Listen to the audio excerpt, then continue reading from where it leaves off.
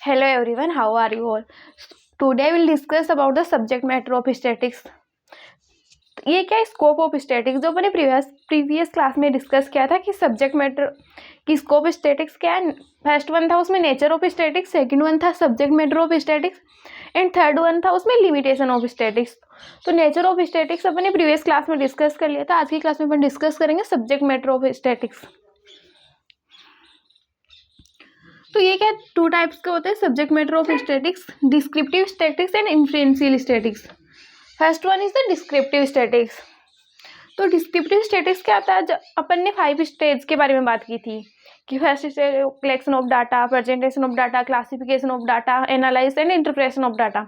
तो उनमें से वो 4 स्टेज के डिस्क्रिप्टिव में आती है, collection, presentation as well analyse of data, और इंटरप्रिटेशन मतलब कि उसका कंक्लूजन निकालना वो आएगा इन्फ्लुएंशियल स्टैटिक्स में। तो देखते हैं अपन इसकी definition. Descriptive statics refers to those methods which are used for the collection, presentation as well analyse of data. तो यहाँ पे क्या आएगा, collection, presentation, classification and analyse of data. तो ये 4 स्टेज क्या इसमें डिस्क्रिप्टिव स्टेज इसमें शामिल है।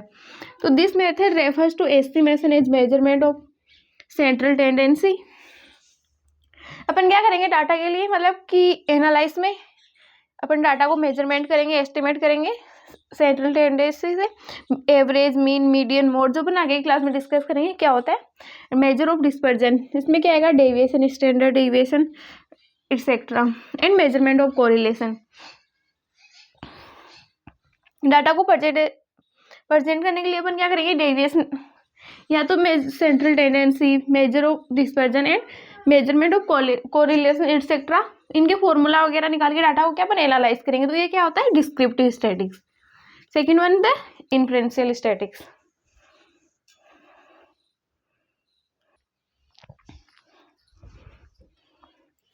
Second one is the influential statics. तो इन्फ्लुएंशियल स्टैटिक्स क्या है, पहले डिस्क्रिप्टिव स्टैटिक्स में किसके बारे में बात होती है, पहले 4 स्टेज के बारे में बात होती है, और यहाँ पे क्या होती है 5वीं स्टेज के बारे में बात होती है, interpretation of data and conclusion of the data. तो influential statistics refers to all such methods by which conclusion are drawn relating to the universe population on the basis of given sample. तो हमारा जो भी sample है उससे अपन क्या conclusion निकालते हैं वो अपन डिस्कस करते हैं इन्फ्लुएंशियल स्टैटिक्स में। सो डिस्क्रिप्टिव स्टैटिक्स क्या होगा, जिसमें अपन पहले 4 स्टेज के बारे में बात करेंगे, collection, classification, presentation and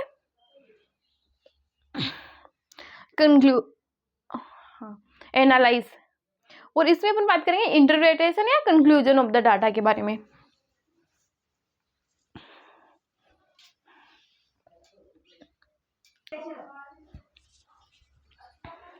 functions and importance of statics की स्टैटिक्स के फंक्शंस क्या है एंड इसका इंपॉर्टेंस क्या है। तो first one is the quantitative expression of economic problems.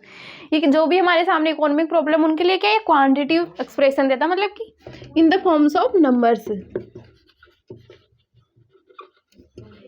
कि हमारे देश मतलब कि कंट्री में प्रॉब्लम्स है कि इतने परसेंट पॉवर्टी है, इतने परसेंट से महंगाई इंक्रीज हो रही है। तो क्या in the forms of number से देता है कि 20% हमारे कंट्री में अनएम्प्लॉयमेंट इंक्रीज हो गई, और हमारे कंट्री में कि मतलब कि जो बेलो पॉवर्टी लाइन से कि 10% लोग नीचे हैं। तो क्या in the forms of quantitative expression में इकोनॉमिक प्रॉब्लम्स का सॉल्यूशन देता है।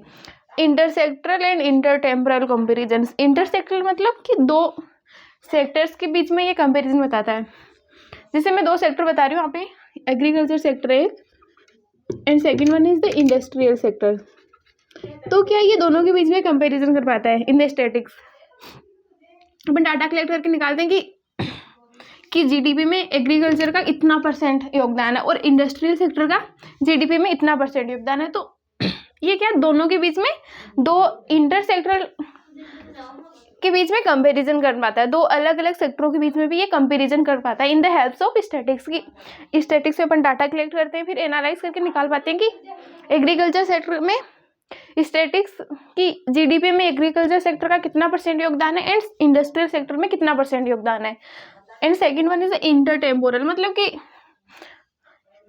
दो अलग अलग टाइम के बीच में भी ये कंपेरिजन मतलब कि अपन जैसे 2020, तो इस टाइम पे हमारे कंट्री में इतनी अनएम्प्लॉयमेंट थी, इस टाइम पे हमारी कंट्री में इतनी अनएम्प्लॉयमेंट, तो ये क्या है, दो अलग अलग टाइम के बीच में भी कंपेरिजन कर पाता है। Third one is the working out cause and effect relationship.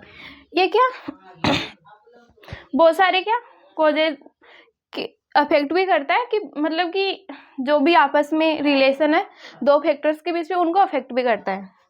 And construction of economic theories, मतलब कि स्टैटिस्टिक्स की डाटा की हेल्प से बहुत सारे थ्योरीज की कंस्ट्रक्शन हुई है। जैसे मैं एग्जांपल बताती हूँ, यहाँ पे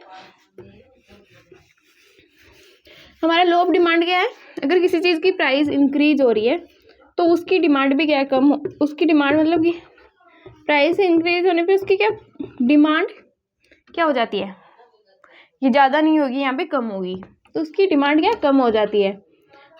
और जब तो मतलब कि अगर प्राइस इंक्रीज हो रही है तो डिमांड कम हो रही है, तो अपन ये क्या किसकी हेल्प से लगा रहे हैं, in the forms of numbers, जो क्या एक न्यूमेरिकल डाटा है जो अपन ने क्या स्टैटिस्टिक्स के बेस पे क्या निकाला है, उसका कंक्लूजन क्या है, तो क्या इसकी हेल्प से अपन ने लॉ ऑफ डिमांड कंस्ट्रक्शन कर लिया। तो ऐसे ही बहुत सारी थ्योरीज है जो अपन ने स्टैटिस्टिक्स की हेल्प से कंस्ट्रक्शन की है।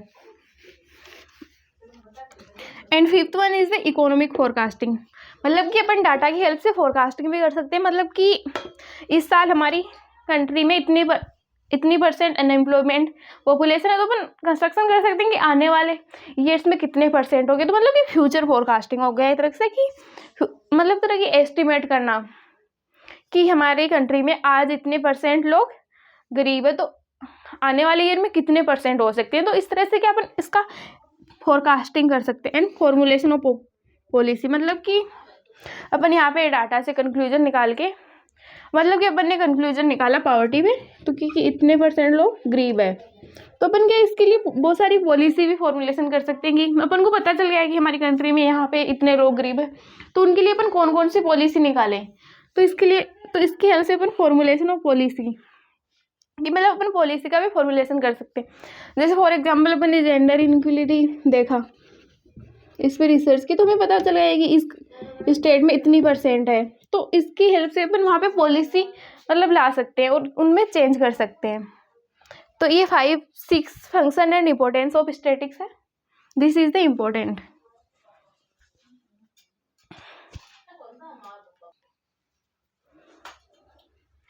लिमिटेशन ऑफ स्टैटिस्टिक्स, ये चैप्टर का क्या लास्ट पार्ट है, chapter number 1, concept of economics and significance of statistics in economics का लास्ट पार्ट है लिमिटेशन ऑफ स्टैटिस्टिक्स की। स्टैटिस्टिक्स की लिमिटेशन क्या है, तो first one is the study of numerical facts only, कि स्टैटिस्टिक्स सिर्फ न्यूमेरिकल फैक्ट्स पे स्टडी करता है, मतलब कि क्वालिटेटिव डाटा पे स्टडी नहीं करता है।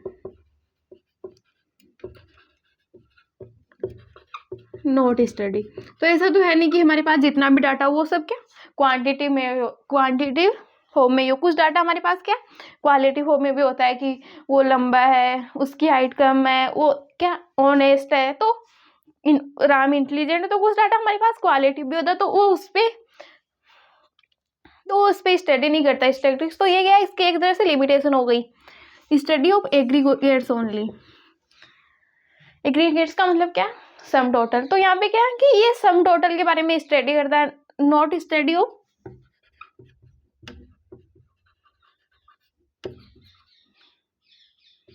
सिंगल नंबर्स, मतलब कि ये किसी एक सिंगल नंबर की स्टडी नहीं करता।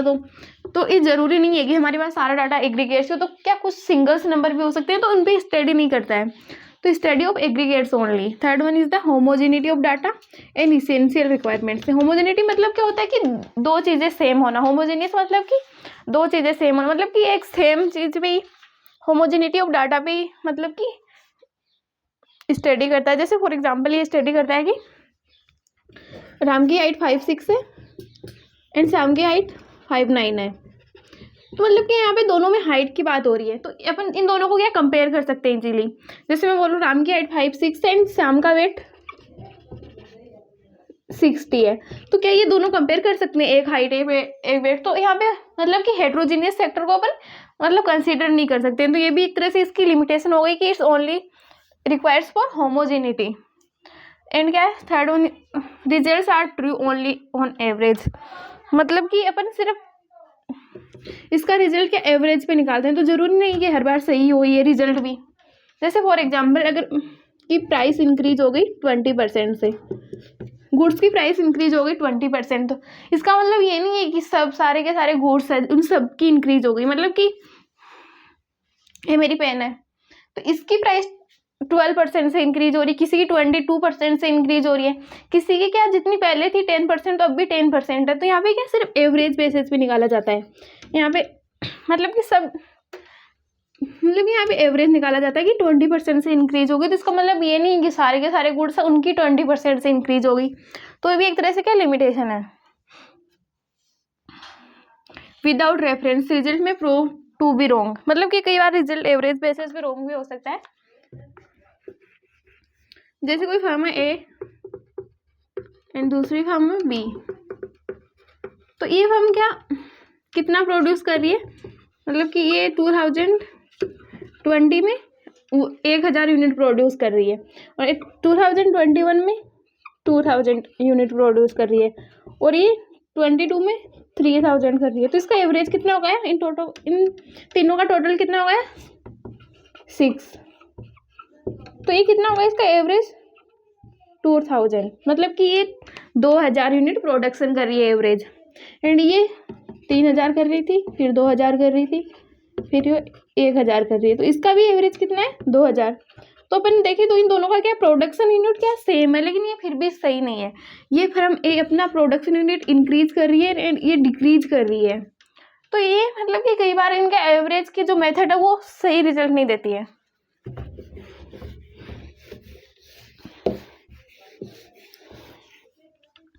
Can be use only by experts, मतलब कि जो डाटा होता है वो सिर्फ एक्सपर्ट ही कंक्लूजन निकाल सकता है, मतलब कि जो अनक्वालिफाइड है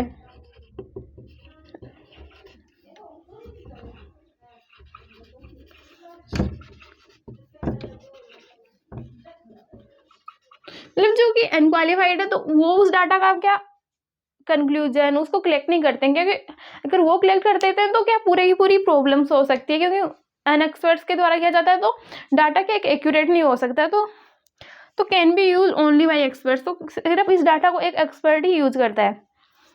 प्रूव टू मिस्टेक, यहाँ पे क्या होता है कि मतलब मतलब कि जो डाटा कलेक्ट करते हैं वो अपने इंटरेस्ट के लिए क्या डाटा को ऊपर नीचे कर देते हैं, कई बार डाटा को क्या चेंज कर देते हैं।